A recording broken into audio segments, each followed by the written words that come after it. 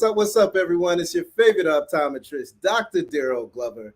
Today, I'm super excited because we have a legend, a living legend in eye care that's going to have a conversation with us today and really put us up on game and just talk to us about his journey in eye care, but most importantly, how to make an impact in eye care and how to prepare for the future. You see, eye care is changing, it's evolving, and it's going in the right direction. We just got to know how to ride that wave with it and also control it as well. Friends and family, I'd like to welcome my colleague, Dr. Ken Lawenda. How are you doing today, sir?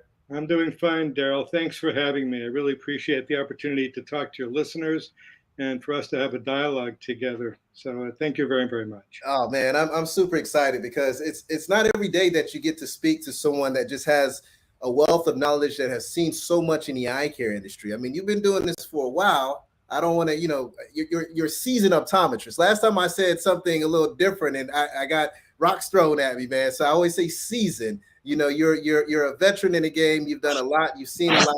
So I really want to have a good conversation today to really just grow and learn from you. I got my notepad here. I have my pen. I got my computer on the side. So if you see me looking over to the side, I'm just taking notes so I can soak up game and become better as an optometrist. But Ken, one thing that I always like to do to kick off the show is really get to know who I'm talking to. If you don't mind just kind of sharing where you're from, what optometry school you went to, maybe family, and maybe a fun fact about yourself as well, because I want my colleagues to know who is sitting in a chair with me today, because we're going to have a fantastic show today. Thanks very, very much. Well, I grew up in New York City, in the Bronx, and that was when growing up in the Bronx and in the city was fun, playing in the streets.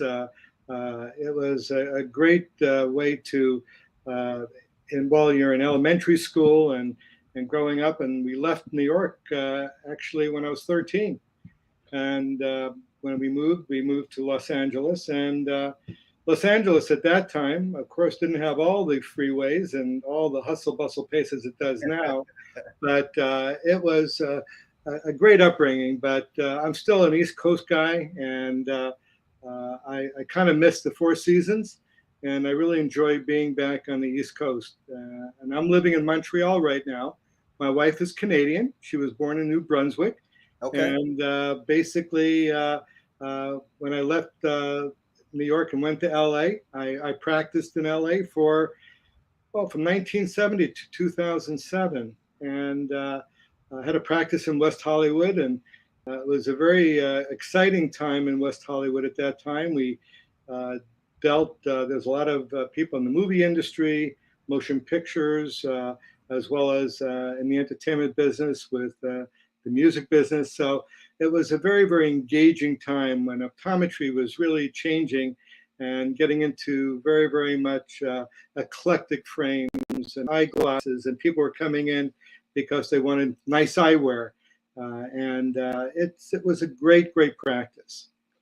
While I was in LA, I did a lot of things outside of the practice. I became president of the Los Angeles County Optometric Society. Okay. In addition, what I did from there, and I served on their board for a number of years, and then I got on to the California Optometric Association's Board of Trustees, which with the Board of Trustees, it took about maybe 8 to 9 years as you move up the ladder to eventually becoming president of the state of California's California Optometric Association.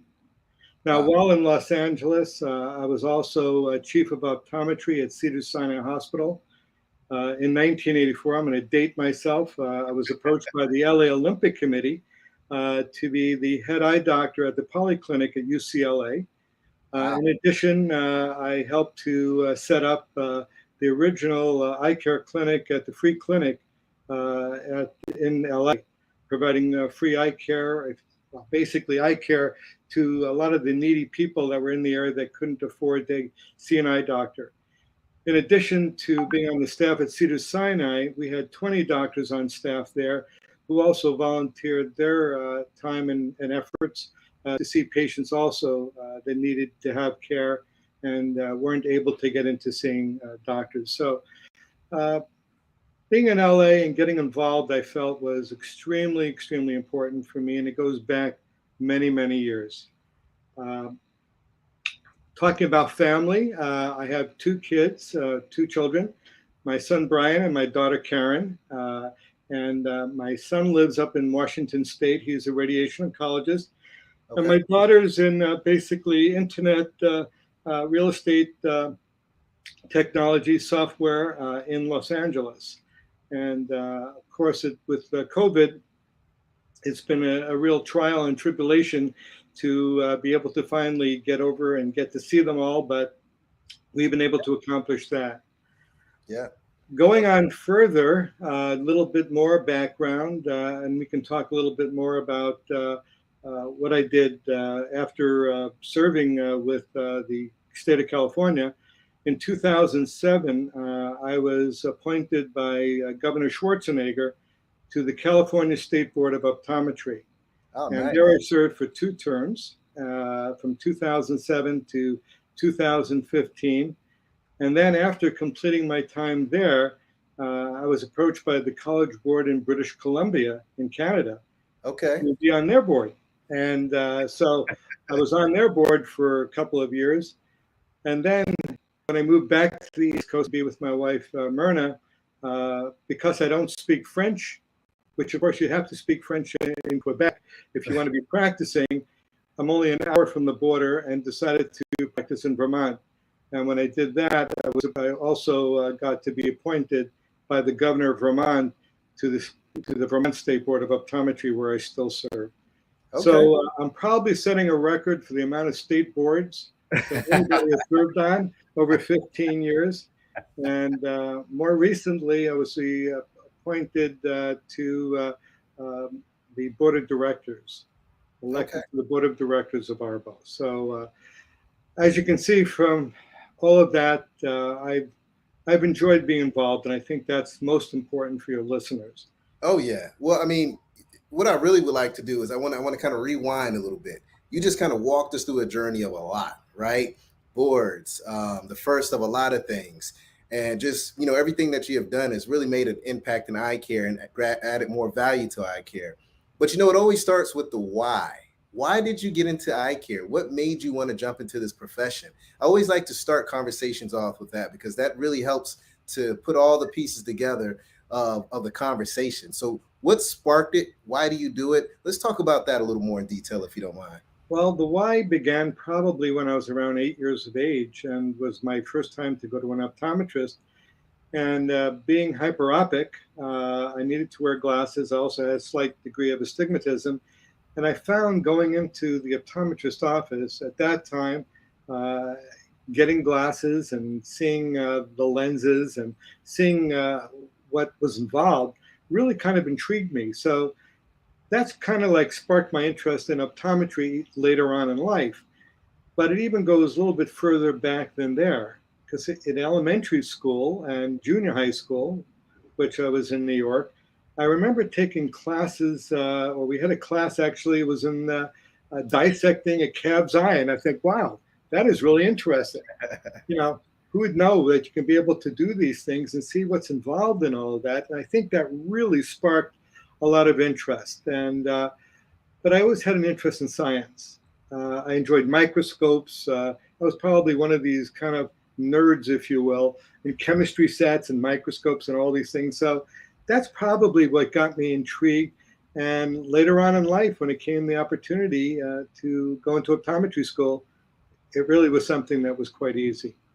I love that you really painted that story and that why. With optometry, we need more optometrists. There's no doubt about that. And one thing that we really lack in optometry are Black optometrists. And the one thing that I've noticed is that there's not enough young Black students, Black kids getting their eyes examined and seeing optometry or even knowing about this amazing profession. And a lot of the optometrists out there that, I really value, I really respect, yourself, my VP over at my eye doctor, Dr. Scott Allison, everyone has these great stories of how they went to the eye doctor and they saw something and it just, it made them really want to get into the profession at an early age. Me, I was kind of the opposite. My story of how I got into optometry was more of I was working at a job at one point in time, and I was selling glasses, but I wasn't getting my eyes examined there. My mother actually had insurance. She had VSP, and she said, "I'm paying for this insurance. You better take your butt down there and get your eyes examined." So I went, got my eyes examined, and from there I fell in love with eye care. Sold glasses. Person came back. They were super excited, looked around and smiled, and it just touched my heart. And ever since then, I wanted to be in this industry. But that was in my college years. I didn't get an eye exam until I was in my college years. I didn't have my exposure until my college years. So, as a profession, we have to do a better job. We have to really invite every kid, regardless, black, brown, purple, green, or yellow, that comes into our exam lanes. We have to tell them about how great optometry is, because it's a fantastic profession, very rewarding. You can be very impactful. You can touch so many lives, and you help people with the most precious sight known to mankind, or since known to mankind, sight. So I invite all my colleagues out there to really, have those conversations with those students when they walk into your class, into your exam lane, because you never know what might come as a result of that. They may be the next doctor. They may be the next Dr. Ken, the next Dr. Glover, the next favorite optometrist. You never know, but it's very important to make sure that you're doing that in the exam lanes. I like how you related that. I do the same thing when seeing patients and all, especially like the young children that come in, or the teenagers, and I show them the ophthalmoscope, and I actually have them shine in my eye, take a look in there, see what you're seeing in there, what we're doing, explaining the instrumentation. Technology has improved in such great manners and great ways that I really think that the opportunity to show is very, very important, and especially to get more of that desire, more of that increase and diversity, especially in optometry. And I'm glad to see the efforts that we're doing, so we can get more and more doctors into the profession. And what you're doing, I have to commend. Oh, thank you so much. And whenever I go to work, I feel like a kid in a candy store. I have all these cool tools and instruments to play with. I get to run my mouth all day. And sometimes I just sit back and think, I get paid for this? I get paid to run my mouth and just talk all day? I mean, what other profession can you do that? We got the medical piece, we got the retail piece. You marry the two together, and that person that sits in front of you is just so happy, and you change their life. To me, it's the best profession known to mankind, most definitely. Yeah, absolutely. And you have to enjoy talking with people, which I can imagine you do very well. And you have to have that comfort. Sometimes level. A little too much. Sometimes I got to go like, not at all. I think it makes it very easy, because, I always felt that wearing sometimes the white coat in the office was, to me, that little barrier between the relationship that you have with a one-to-one with patients. And many times I'd say, I'm not wearing my clinic jacket because I want you to know that there is no barrier. We can be able to talk and converse. And I really think that people open up, and you're not in this ivory tower. I really find that is so important. So I love that. And I love that you mentioned that, because that's something that we have to break, our barriers. I mean, in order to really give that ultimate doctor-patient interaction and that experience, you have to develop trust. In order to develop trust, you have to break that barrier. And, I want to expand on that, because I think you have done an incredible job with building trust, not with just your patients, but also the industry. As you had mentioned earlier, you sit on a lot of committees, you've sat on a lot of boards, and you currently do as well.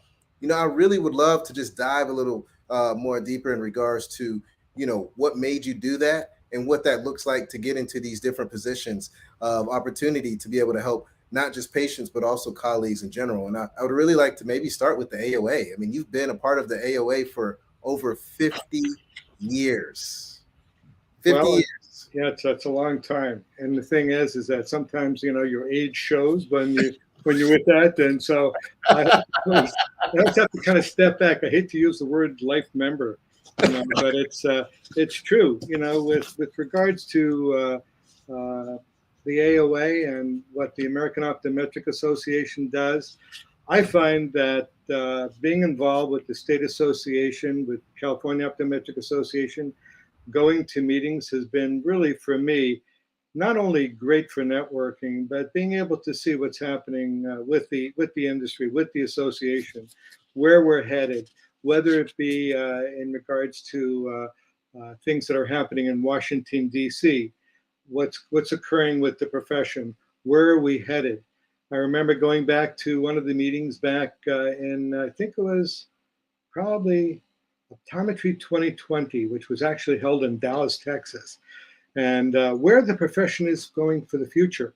And that really sparked my interest. And we were sitting there with other state representatives and looking at the future. And whereas the patients would always, let's say, come to the doctor's office, we have to make it more convenient. We have to be able to be available for patients.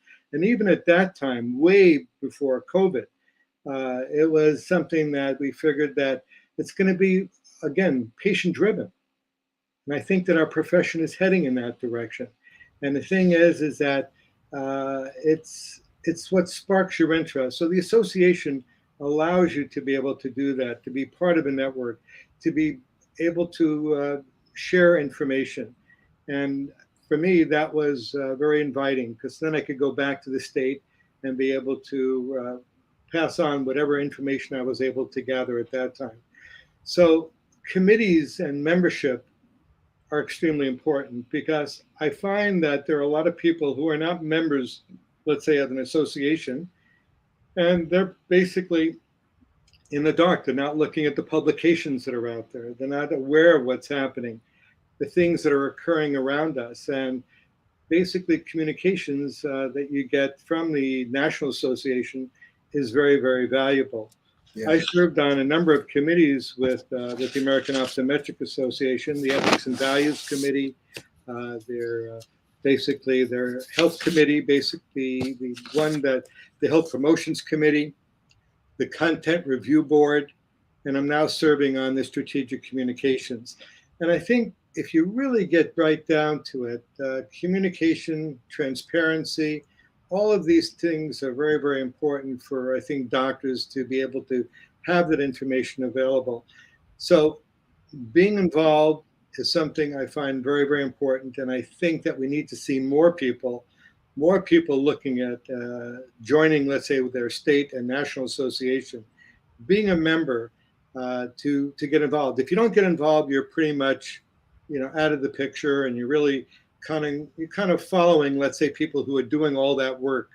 And association needs help. They need the membership, and they need people to get more and more involved. And that's something that I have held for the last 50 years and will continue to be. Yeah, no, that's fantastic information. Something that I really wanted to maybe dig a little deeper in, because I was late to the game with this, and I'll be honest with you, I started doing this more within the last maybe three years or so. I've been practicing for about 10 years now.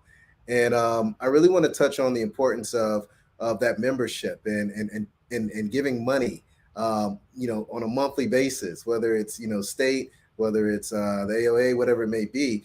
How important is it to donate to these to the AOA or to these state organizations to really continue to push forward, scope expansion, protecting our rights, and just being abreast of what's going on and what can damage our industry? I mean, I think sometimes we get nervous coming out of school that we have all this student debt, and we're like, no, I need to put all my money towards this.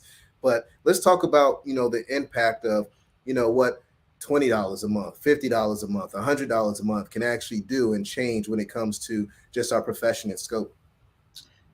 Well, I can tell you, having served on the California Optometric Association 8 years as Secretary Treasurer, that monies to state associations allows a lot more, let's say, ability for organizations to do the things that they need to do, whether it be education, whether it be providing resources. So a lot of what is being done is basically dependent upon the members contributing, and you're not going to get, I think what people need to realize is that being a member of the association is like an insurance policy, if you will, for your license.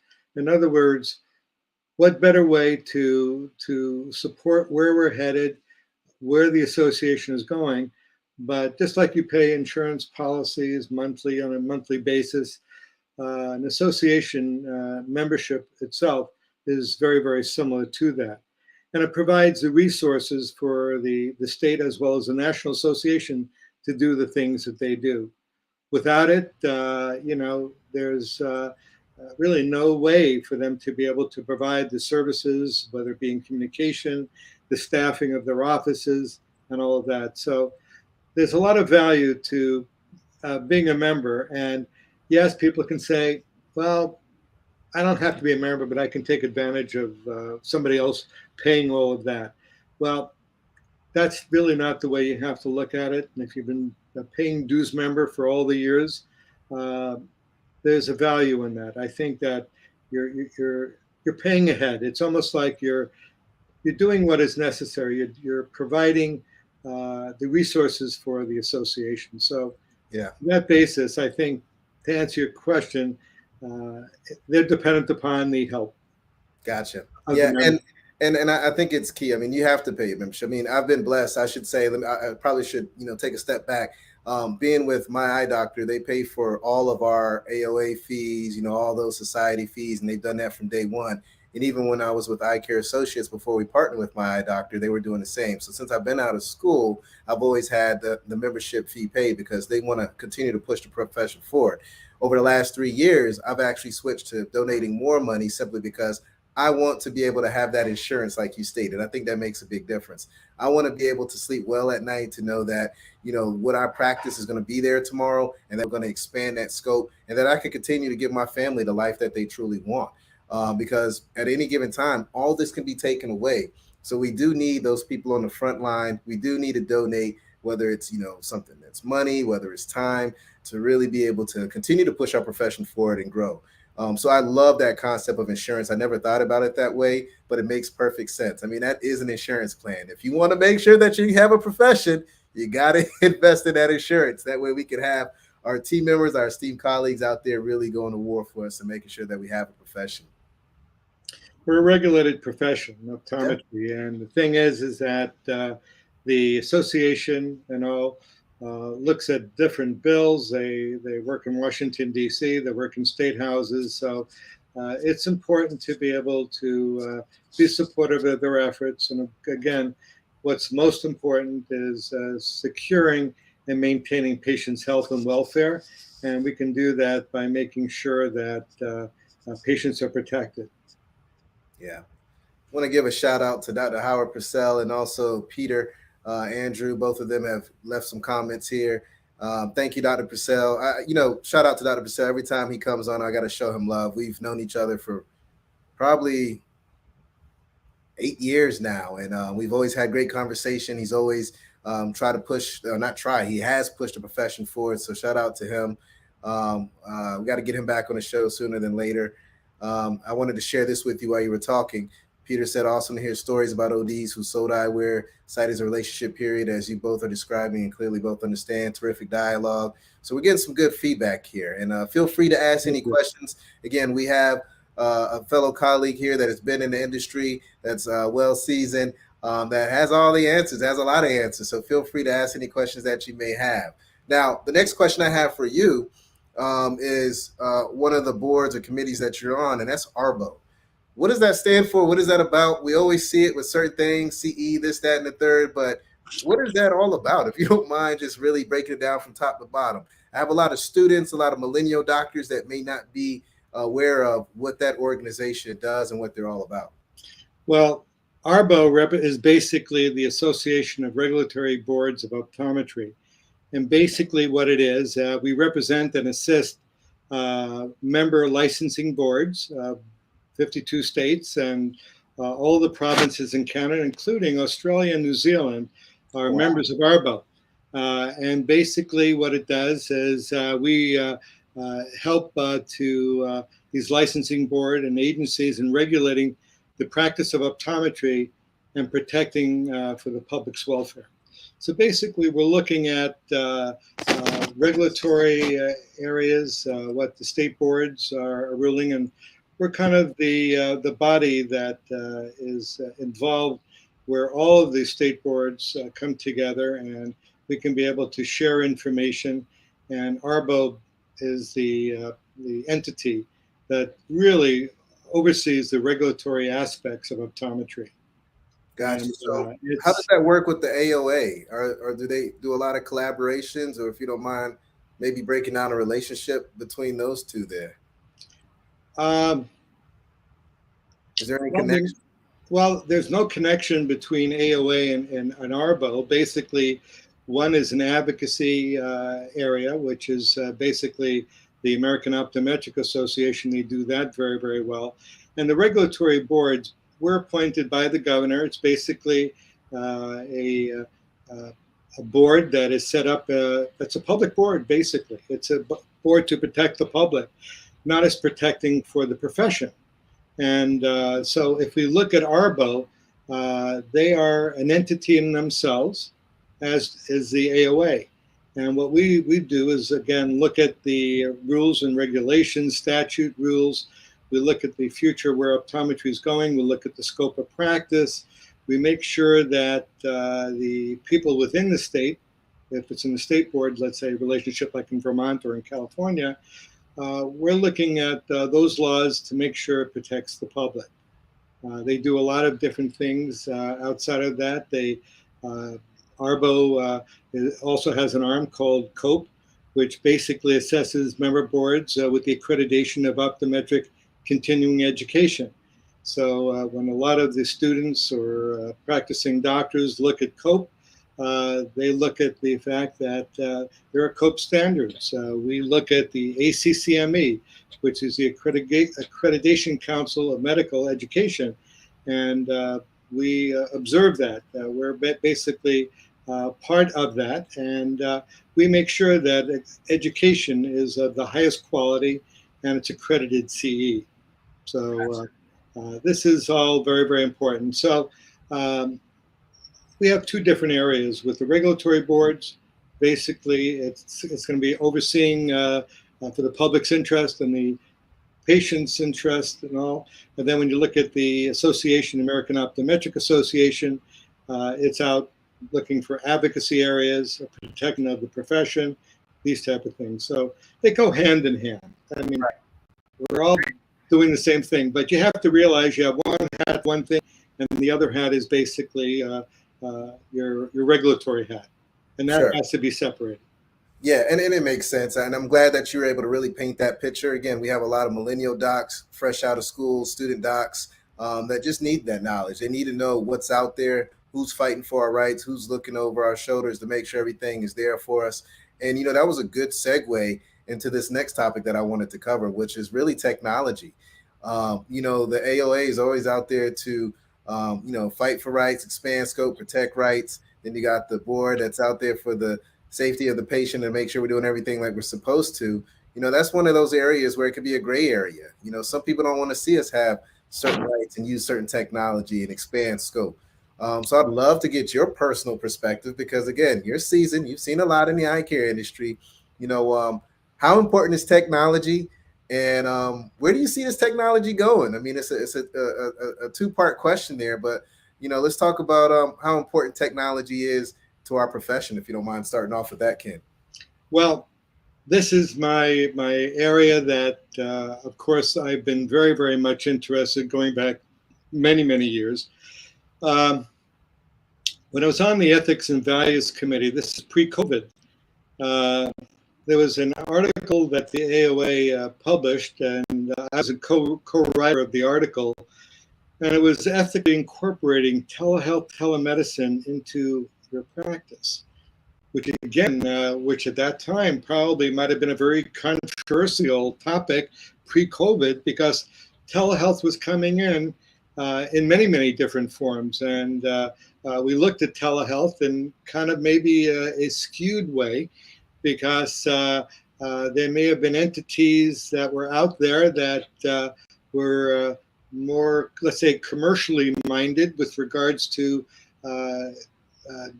doing, let's say, auto refractions and things along that type of line. Sure. But what was important for me is that if you look at technology in completely a very, very open manner and look at, and I say that, I mean, you have to look at technology as a adjunct Technology is going to be increasing. I mean, yes, we can look at the phones. We can look at what's happened post-COVID with all the technology that has rapidly increased, whether it be Zoom, uh, different types of, like we're talking right now, for example, Yeah. in this type of a forum, which we probably didn't have prior. If we did, it was a very, very small area that we would be involved with.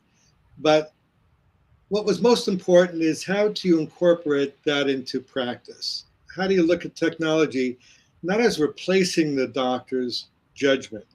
You have to look at it as a tool. In other words, it's another tool in the toolbox for optometrists.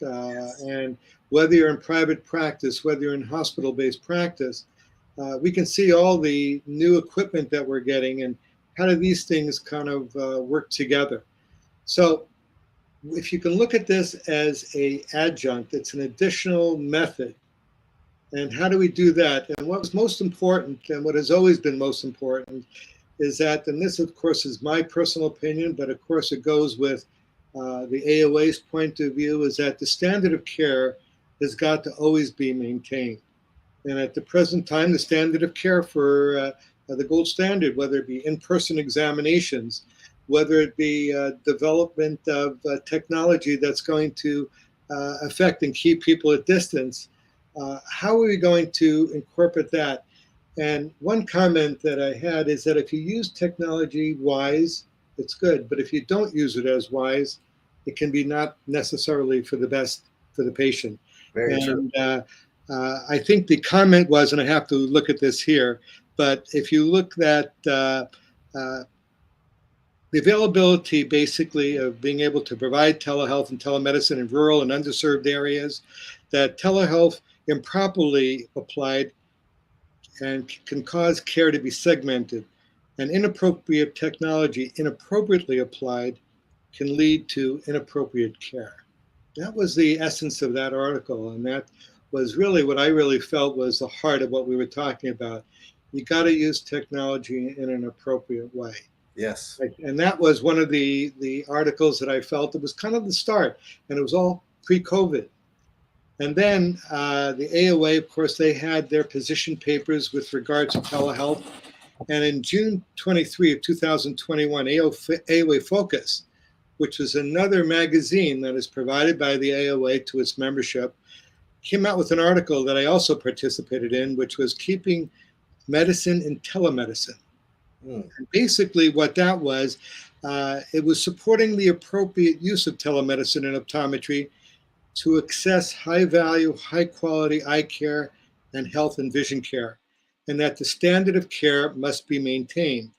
And again, telemedicine, and again, if it's appropriate use, should always not affect the doctor's decision making. And I think that was the approach that they went with on there.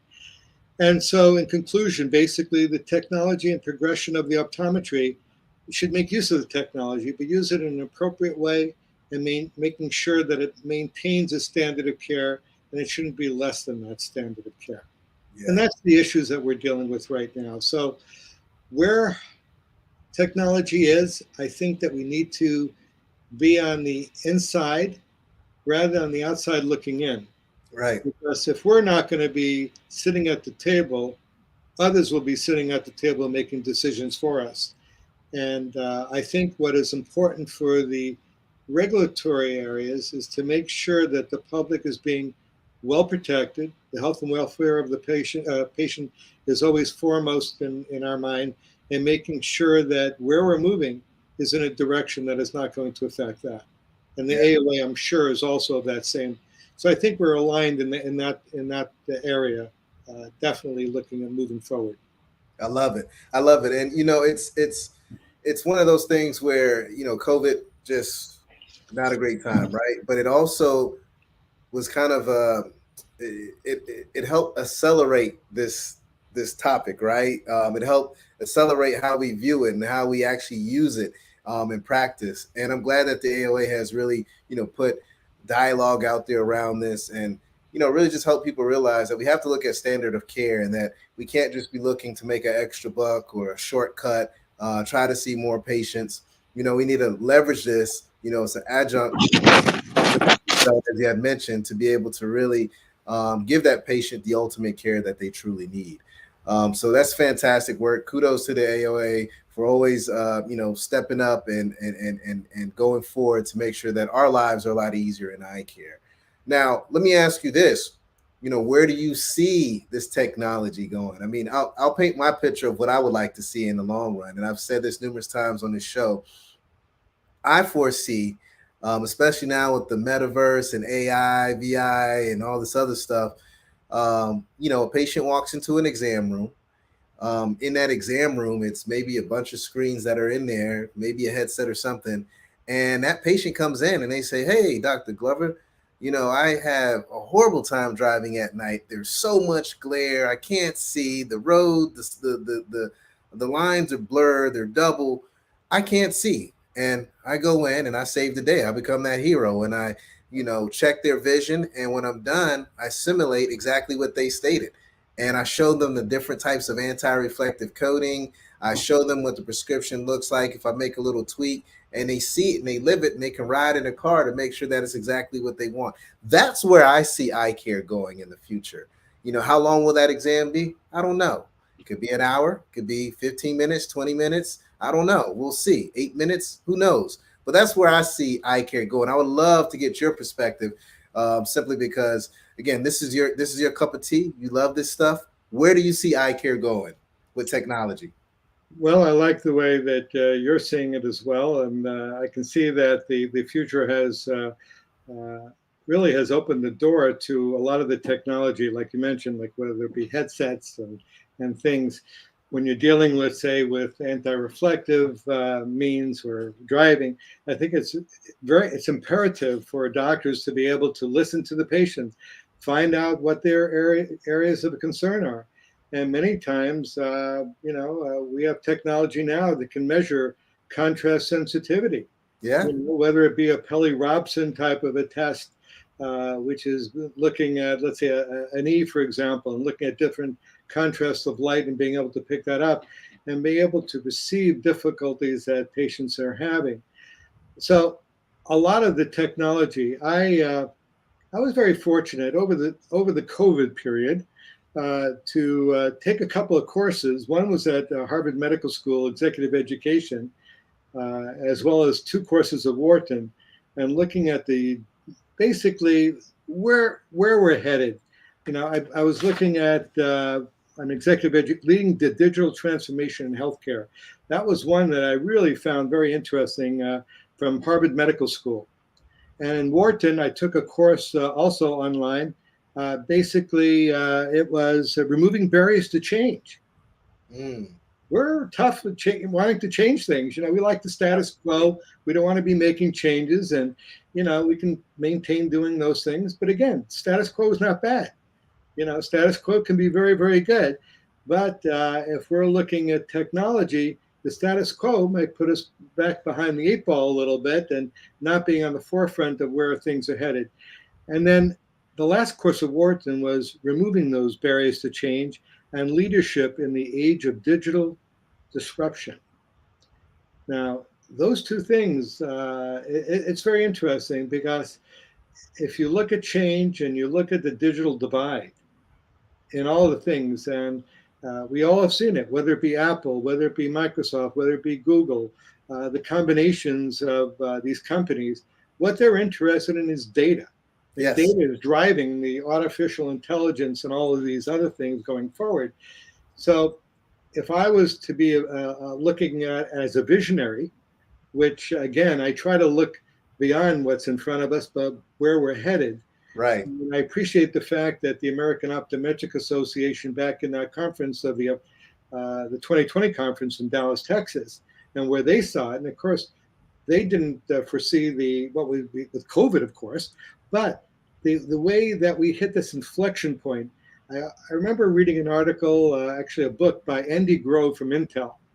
And okay. Andy Grove came out with the thing where we hit an inflection point in progress. And you either go in one direction or you go the other direction. One is very chancy. The other is kind of like that status quo. Right. But if you push the envelope a little bit, the computer chips, at least as he was concerned, can be smaller and smaller and smaller with more and more information. So I think we actually hit a positive inflection point where the technology now is improving. I do see, and I foresee for the future, that where we're looking at, whether it be artificial intelligence, and there are systems out there now that are, let's say, reading retinal photos that can be able to uh, maybe help with the doctor, for example, in looking at a photo and saying, well, there's a chance that diabetic retinopathy may be increasing. It may be something that may be a problem that we'll monitor later on. You also have areas where you may look at patients being able to be monitored for visual fields. You can Yeah. do those things on iPads right now. Uh, home monitoring, for example. But where I really foresee changes that are going to occur, and it hasn't occurred as rapidly, is in electronic medical records and Mm, the interoperability of these systems, where it's not just going to be in small little units. right. We're going to be able to have information shared. And I do foresee that those changes are going to probably occur over a period of time. It's not going to be overnight. But you can look at industry, for example. You can look at the combinations like with CVS. Yes. A lot of these drugstore big conglomerates getting involved and collaborating and joining forces with insurance companies. So that's going to be an area driving more to, let's say, areas where healthcare will be provided. Now, whether it be optometry, maybe some of them have that, but I know that there are a lot of health centers where they're doing primary care, and these can be in almost any area, Yeah. uh, and more available to patients and probably available for more hours. So I see that these things are probably going to be increasing. For optometry, I definitely think that we're probably seeing about 30% of the patients out there Mm, for eye care. What happens to the other 70% that are not seeing eye doctors, like you were talking about, where earlier you were mentioning when you first had your eyes examined? right. How is that going to be going forward when you have 70% of the population maybe not having their eyes checked? So there's an area for growth and an area there that with the increase of diabetes, Yes. increase of glaucoma, these things may go undiagnosed for many, many years. So we need to be able to look beyond the envelope. How do we get patients into our offices? How do we protect the public? So I see that there are areas, and that's one reason why I think with Medicare and with HHS, Health and Human Services, they now, during the COVID period, loosened up the rules and regulations and making, let's say, reimbursement for examinations uh, very similar, if not equal to in person. Yeah. Whether or not these laws are going to be extended post-COVID, I always use the expression that the genie's out of the bottle right now. So if it's been working to a degree, and that's not to say that it works 100% to the way that it should, Yeah. but the thing is that I think that optometry will have to adjust and adapt, and the regulatory boards are looking at also making sure that the new reality in healthcare and eye care is going to be maintained. So we have a big job ahead on the regulatory front, as well as the professional front, association front, in looking at this. And the one thing I got to say to your listeners is they've got to look at technology, as I mentioned before. It's not going to be taking over the profession. It's not going to be take away your decision making. I think there's always going to need to be a decision maker, and that's going to be an optometrist, or in medicine, for example, ophthalmology. And if you look at these tools that are out there, these tools are just another adjunct and another tool in our toolbox, as I said before, for doctors to utilize. And Yeah. not to be fearful of it. However, we have to also be very judicious and see that these inroads are not going to decrease the quality of care. And that's most important. Yeah, yeah, and I love that, and I think one thing that we have to realize is that not only do we need to accept this technology and have ownership and be in the room when these conversations are being taken place, we also have to realize that the generation of these students, of these kids, the future, they're growing up with technology. They expect this technology when they walk into an exam lane. So if you don't have that and they walk in and they see something that someone made fun of 100 years ago and it's still in your exam lane, that's going to turn them off and you're going to lose that patient. But also we may lose that patient for life, just to optometry in general, because they're not going to see the importance of something that's dated. They're going to look for new technology and want that. And if it's not at their fingertips and it's not convenient for them, then we may lose a patient for life. So, as a profession, we really have to understand that technology is there to really build upon and grow our practice, and use and leverage that technology to just make the best decision for that patient. And, look at that convenience piece, because that's what everybody wants. Everybody wants something on demand. It's no doubt about it. And if we have a tool that can help elevate that patient care and provide that on-demand vibe, why not? But I'm glad that you really touched on this. It's one of those things that, people don't really like to have this conversation. They're scared because they think that it's going to take the patient out of their office, rather than looking at it as a piece that can help elevate the patient care.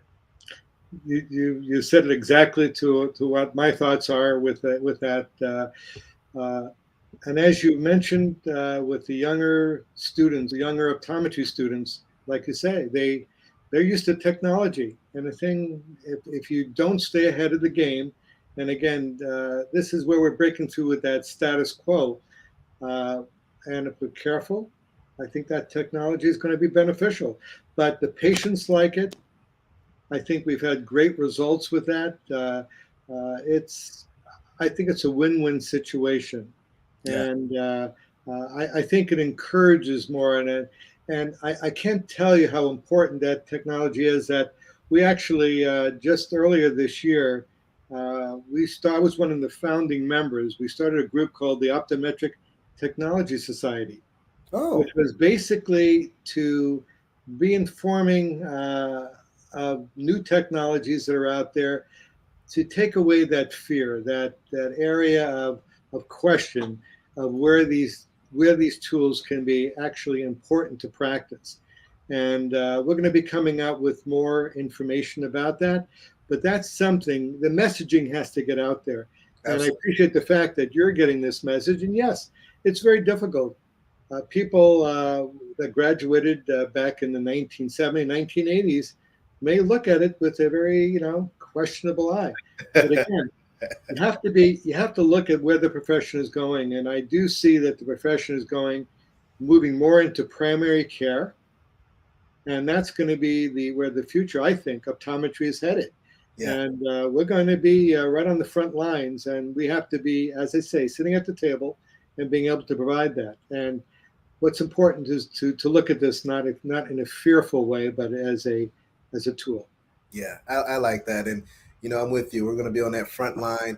As optometrists, we're able to create more touch points than a primary care physician can, right? I mean, Absolutely. How many times do patients say, I can't get into my PCP? It's another 3-6 months before I can go in. And these are diabetic patients.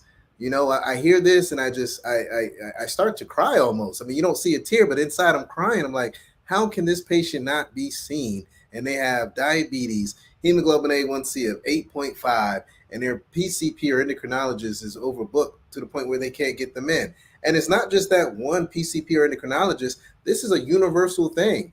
This is going all over, not just in my Raleigh-Durham area. I'm hearing this from all my colleagues throughout the United States and through the world in general. So, I can't wait for this opportunity to take place in the near future, and I'm looking forward to it. Thank you. Yeah, better than me. Hey, Ken, I want to switch gears a little bit, man. We walked through the journey of your fantastic career. We've had the opportunity to discuss the importance of the AOA and the amazing work that they've done. We've touched on Arbo. We really jumped into technology. We've really talked about just everything in general revolving around impact. And one thing that I really love about you is that you're very impactful on social media, on LinkedIn. You have over 28,000 followers. You got more followers than me, man. You're making me look bad out here in these Eyecare streets, man. And, I really wanted to just take the time to really, discuss that. I mean, number one, how did you get 28,000 people to follow you, and how important is it to really network, because that's what LinkedIn is all about. It's a networking platform. So if you don't mind, just maybe sharing the journey of how you got to where you're at there and the importance of networking. Well, going back to networking in general, when you're in leadership positions, and over the years of my career, uh, I found that what's important is education, and I find that being able to take a message and be able to pass it on to others. And that was one of the areas that I didn't find very available unless you read, let's say, American Optometric Association Journal, maybe once a month, whatever would come out. And I got inspired when LinkedIn came in because, as opposed to, let's say, some of the other social media sources, whether it be Facebook or Instagram and all, Yeah. I find with LinkedIn, for me, it was an area there that wasn't really impacted by, let's say, optometrists. I set up this web page more as an information piece, and I started to gather more and more followers from that, people seeing what I was posting. And most of the posts had to do, whether it be regulatory affairs, regulatory information, what's happening in the States, where the government, for example, is going with regards to healthcare. Where are other professions going with healthcare? Where is pharmacology going? So I try to be able to piece together in a very, very concise way on a daily basis, information from a variety of sources, whether it be AOA Focus, whether it be Google News articles, for example, whether it be Vision Monday, for example, being able to take pieces there, where I find that there are articles that are very, very important. A lot of technology companies that are out there, what's happening, and you'll see a lot of telehealth articles. One of the things that really interested me this past summer is that I was involved in the state of Vermont where they had an interstate telehealth working group. Because what's happening with, again, going back to the area of telehealth, Yeah. what will be happening post-COVID? What's happening to the states, let's say in the New England states, where you have states like Vermont, Maine, Massachusetts, and all the surrounding areas, New York, New Jersey, where sometimes you may have students going to one school in one state and they're about maybe 10 miles before they hit the border, but they can't take care of people. Yeah. So being able to pass on that information, and I think it became word of mouth, and I have found that it's just grown and grown and grown. And I guess for that matter, I think that there was a need for that. And I'm very, very grateful for the opportunity to share that information. But not only do I share the optical, I try to also break it up with a little bit of my, whether it be art type things. So it's not going to be just all eye care. There's got to be more to life than, let's say, just reading medical journals and things like that, and passing on information that are all eye care related. Yeah. So I find that way is it's been very comforting for me, but I enjoy it more than anything else. It does occupy a certain amount of time, but it's enjoyable time. And I do find that the people respond. I get a lot of, like you can see the views that you have when it comes to different areas of concern, whether it be regulatory or where we're headed and what's happening with COVID, what's the numbers, where are we going to be, how are we going to be handling patient care? Yeah. So that's how it's grown. It's basically, I think, by word of mouth and the fact that I'm reaching out to a lot of also students. Because I find, like you were mentioning earlier, students, while they're in optometry school, they're going to be reading and learning and doing all those things. But to hear from somebody that's been in the profession and seeing that there's other areas that they need to get involved in, whether it be membership, whether they understand the regulatory basis of what that is, that it's not that fearful entity that's out there that's going to affect your license, but it's all in protection of one's license and protection of the public. So all that information is very, very helpful. But I'm noticing that there's more student interest, and as well as people in general, whether it be uh, companies that are involved in technology or telehealth. So, and even schools of optometry. So Yeah. it all falls into place. Yeah.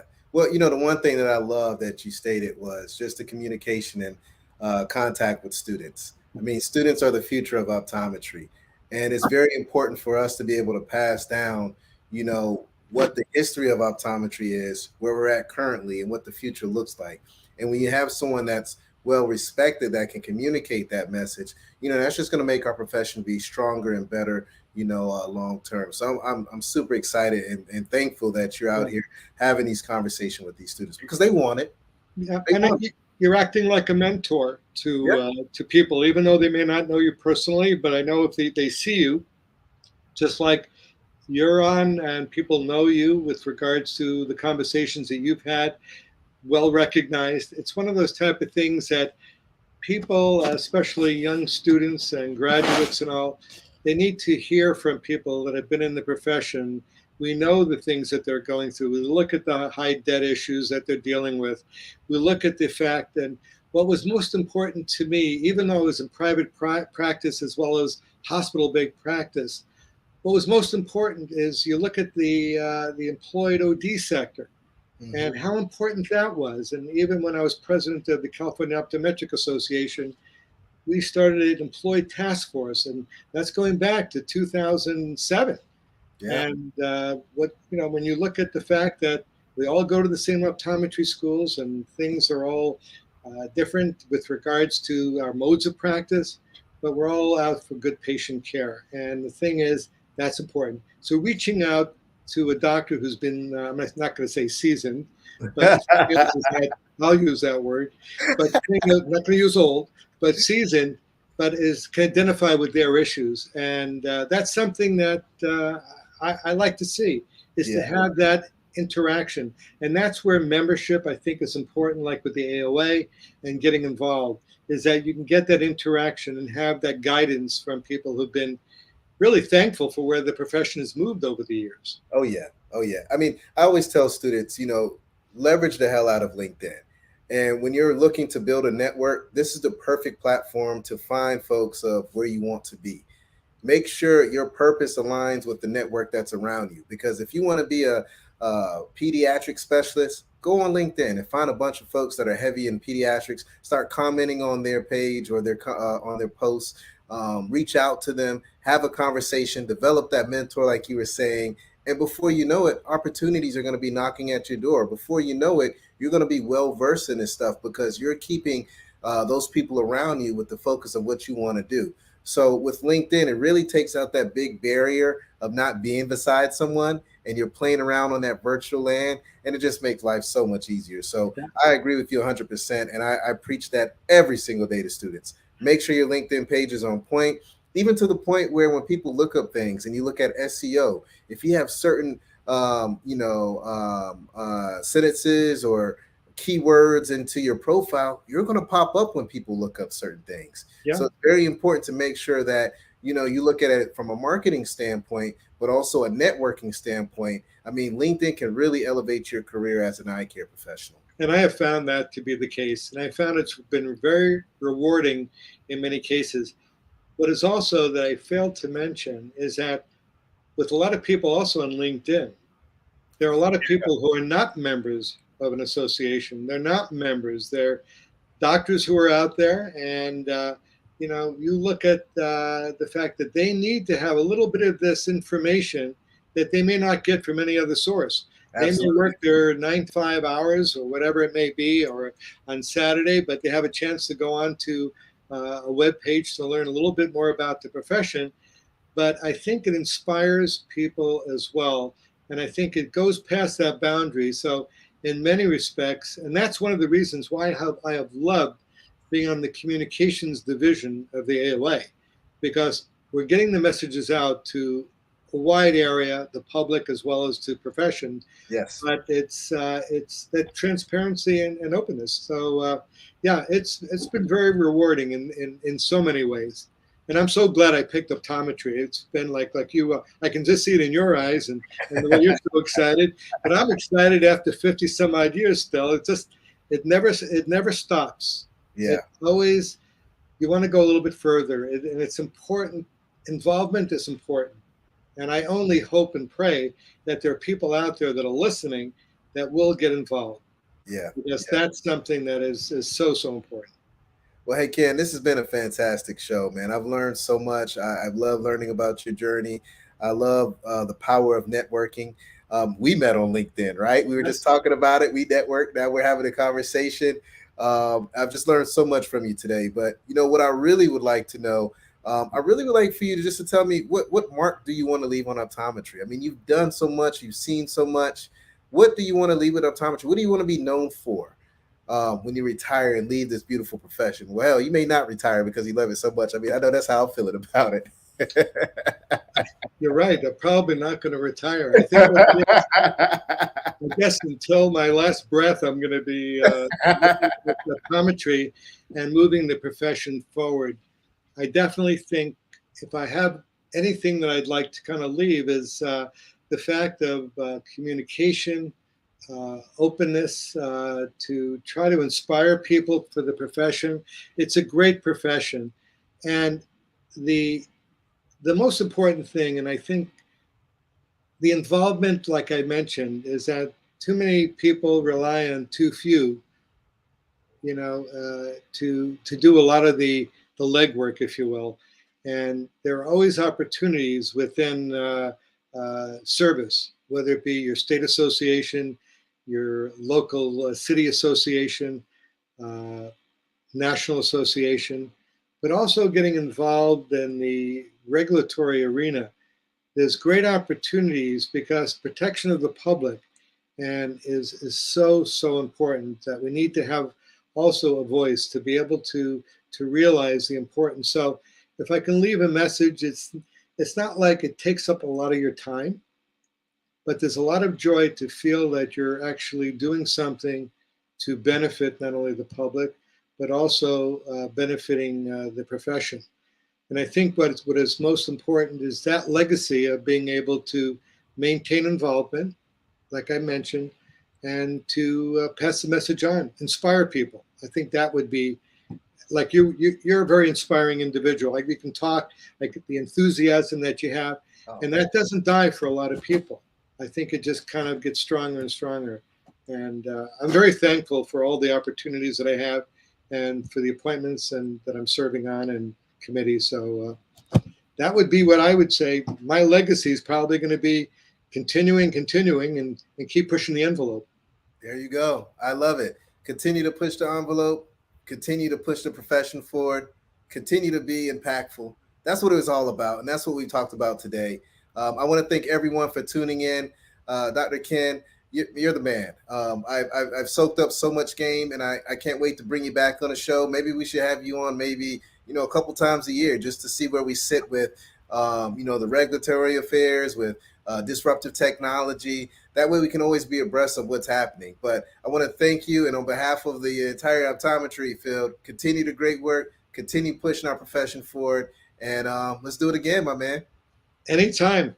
I'm always available for you. Thanks so much, Darryl. I love it. Well, it's your favorite optometrist, Dr. Darryl Glover. Thanks again for tuning in. Stay healthy, stay positive, and stay blessed. And until next time, peace. Talk to you guys later.